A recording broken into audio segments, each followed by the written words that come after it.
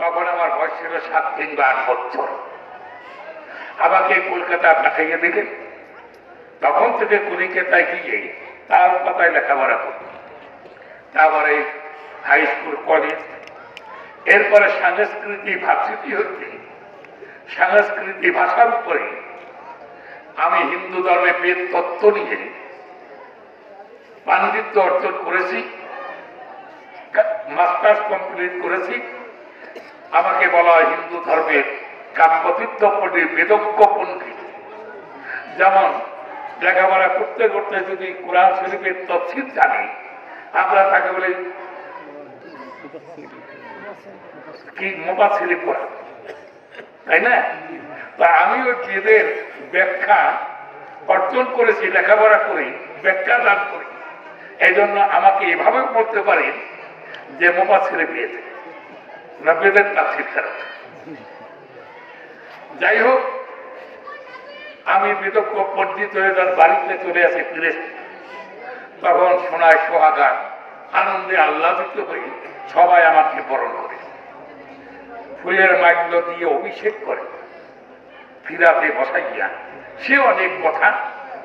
যাই হোক, এইভাবে আমি মূল্যায়িত হয়েছি ওই সমাজে। বেশ কিছুদিন পরে আমি চিন্তা করিতাম যে আমি যে এতদিন বেদ বেদান্ত পড়েছি, কিন্তু আমার বাপদাদার কথায় এতদিন পর্যন্ত তার ধর্মীয় যে কাজকর্ম আচার অনুষ্ঠান করেছে, তার একটারও লেশমাত্র সমর্থন এই বেদের মধ্যে নাই। আপনারা কথা বলছেন, বলছে একটা হাঁক করতে চুপ করে বই রয়েছে, বুঝছি যেমন আপনারা আমার কথা বোঝেন নাই।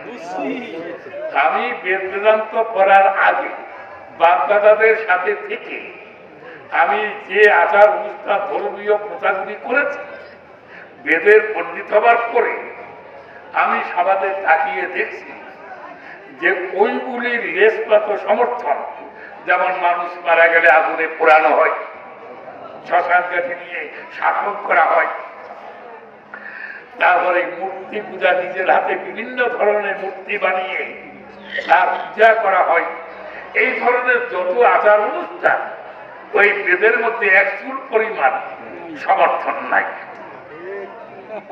বরং আল্লাহ তাআলা বিশ্ব মানবের মনুষ্যত্ব রক্ষার্থে, তাদের মুক্তি ও কল্যাণার্থে নবী রাসূলের মাধ্যমে যুগে যুগে যে তাওহীদ আর রিসালাতের বাণী দিয়ে এই পৃথিবীতে পাঠিয়েছেন, আমি সেই দাওয়াতটুকু বেদের ভিতরে পেয়েছি। যেমন সূরাতুল ইখলাস, যেমন আয়াতুল কুরসি, এইভাবে অনেক তাওহীদের কথা, একত্ববাদের কথা আমি বেদের ভিতর থেকে পেয়েছি। এই জন্য আমি আকৃষ্ট হয়েছি এই কোরআনের প্রতি, হাদিসের প্রতি, ইসলামের প্রতি। যে আমার বাপদাদার কথায় যা করেছি তা বেদে অস্বীকার করেছে। আর আমরা যে ধর্মকে ঘৃণা করতাম, কথাটা বলছেন না, সেই ধর্মের কথা বেদের মধ্যে স্থান পেয়েছে। আল্লাহর কথা, রাসূলের কথা, ইসলামের কথা, বলে আলহামদুলিল্লাহ। এই প্রসঙ্গ দিয়ে আমাকে আরেকটু আগে যেতে হয়। যেমন অন্ধ অনুকরণ, এই যে একটা শব্দ, অন্ধানুকরণ, অন্ধযুক্ত অনুকরণ। অন্ধ অনুকরণের অর্থ হল, যেমন আমাকে কেউ বলল যে আপনি বসে আছেন কেন, আপনার কানটা তো চিলে নিয়ে যাচ্ছে। তা আমি ওইদিকে মানে খেয়াল না করে তাদের কথা অনুযায়ী, কারণ সে একজন বিজ্ঞ ব্যক্তিত্ব, তাকে আমি শ্রদ্ধা করি, ওম নমঃ নমঃ করি, তাকে আমি মানি, তাকে জ্ঞানী হিসাবে জানি। উনি কি মিথ্যা বলতে পারে? তাই ওনার কথাই সত্য, তাই দেখা না সত্য মিথ্যা তত্ত্ব। তাই ওনার কথা জেনে সত্য আমি দৌড়ানো শুরু করলাম ওই চিলের পিছনে ওই কান আনার জন্য। কথাটা বলছেন না? সারা জীবনে যদি এভাবে কর্মটি করেন, এইটার নাম হচ্ছে অন্ধানুকরণ। কোন ব্যক্তি আপনার পূজনীয় হতে পারে, কোন ব্যক্তি আপনার শ্রদ্ধার পাত্র হতে পারে, কিন্তু অনুকরণীয় ব্যক্তি সে নয়।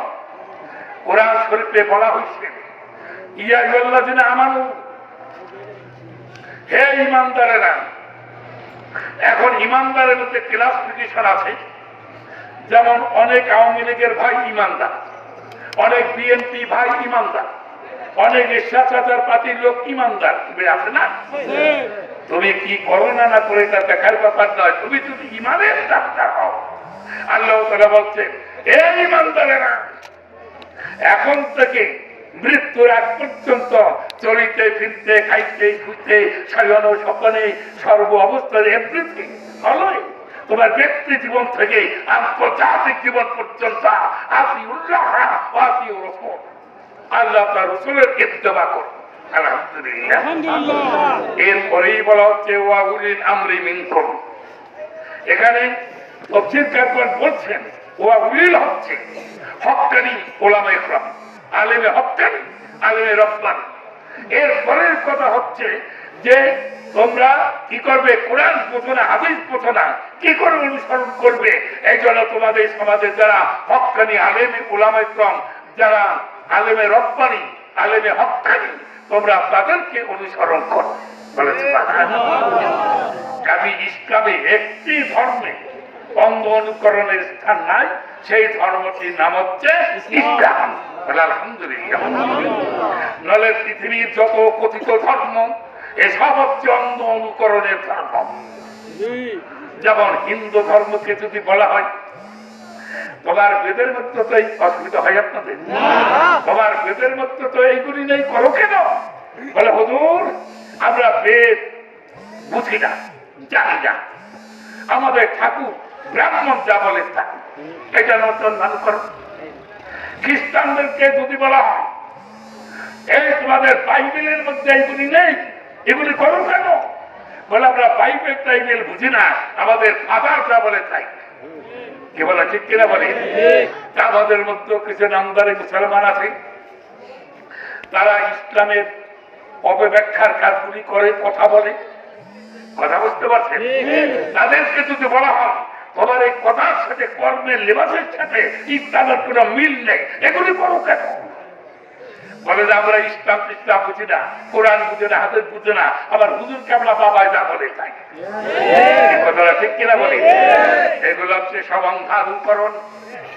আর অন্ধ অনুকরণই হচ্ছে মানুষের মনুষ্যত্বকে ধ্বংস করার এক নম্বর একটা পথ। আমি যতদিন অন্ধ অনুকরণে ছিলাম আমি ধ্বংসের পথে গিয়েছিলাম। হিন্দু সমাজে ব্রাহ্মণ ছাড়া বেদ পড়ার অধিকার আর কারণে না ক্ষত্রিয় না বৈশ্য শূদ্র, তারা যত বড় ইলমের অধিকারী হোক, বেদের কাছে যাওয়ার অধিকার নাই। স্ত্রী নাং শূদ্রানাং শুরুতে গোছারে বেতন। ব্রাহ্মণ ছাড়া আর যত হিন্দু নারী আর পুরুষ বেদ কানে, বেদের নিকটবর্তী হওয়া দূরের কথা, বেদের বাক্য তারা শ্রবণ করিতে পারিবে না। এই আইন অমান্য করে যদি বেদ তারা শ্রবণ করে, কানের ভিতরে সীসা জ্বালিয়ে দাও, আর বেদ যদি চক্ষু দিয়ে দেখে, চোখের উপরে সীসা জ্বালিয়ে দাও, এই পন্থে কোন হিন্দু তারা বেদের নিকটবর্তী হয় না। তারা প্রশ্ন করলে বলে আমি বেদ বেদান্ত বুঝি না, আমাদের ব্রাহ্মণ যাহা বলে তাই। এটার নাম ছিল অন্ধানুকরণ।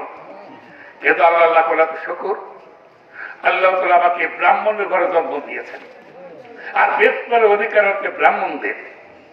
তাই আমি ধর্ম রক্ষার্থে বেদ পড়েছি, আর বেদের মধ্যেই আমি পেয়েছি বেদ পড়ার পরে আলোচ্য সর্বশাস্ত্র বিচার্য চ পুনঃ পুনঃ পুণ্যম চ পরোপকারণ পাপম চ পরপীড়নে। একটু চিন্তা ভাবনা করেন, এখানে করছি এতদিন অন্ধ অনুকরণ করেছে কেন? তুমি মূর্খ ছিলে, বেদ করার ক্ষমতা তোমার ছিল না, তাই তুমি যে যা বলছো তাই মেনেছে। এখন তুমি বেদজ্ঞ পণ্ডিত, এখন অন্ধ অনুকরণ তুমি করতে পারবে না, তোমাকে বেদের অনুসরণ করতে হবে, অনুকরণ করতে হবে। তাই আলোচ্য সমস্ত শাস্ত্র তুমি আলোচনা করো, আলোচনা বিষয়বস্তু নিয়ে তুমি বারে বারে বিচার করো, রিসার্চ, তাহলে তুমি বুঝতে পারবে কোনটা গ্রহণ করা উত্তম আর কোনটা ত্যাগ করা উত্তম।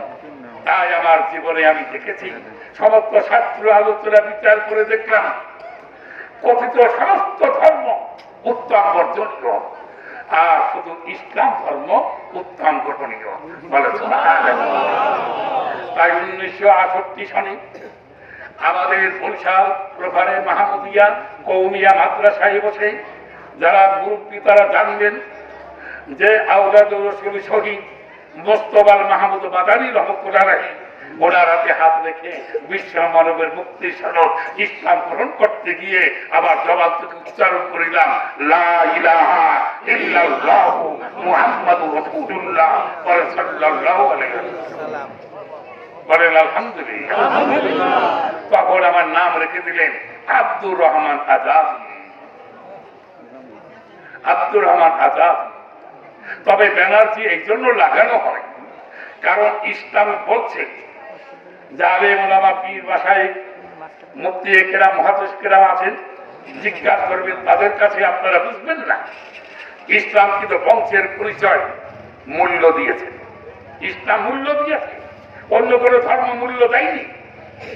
এটার প্রমাণ হলো আপনি ধর ছেলেকে বিবাহ করাবেন আর মেয়েকে বিবাহ দেবেন, তখন উভয় পক্ষ 3টা শর্ত দিতে হয়।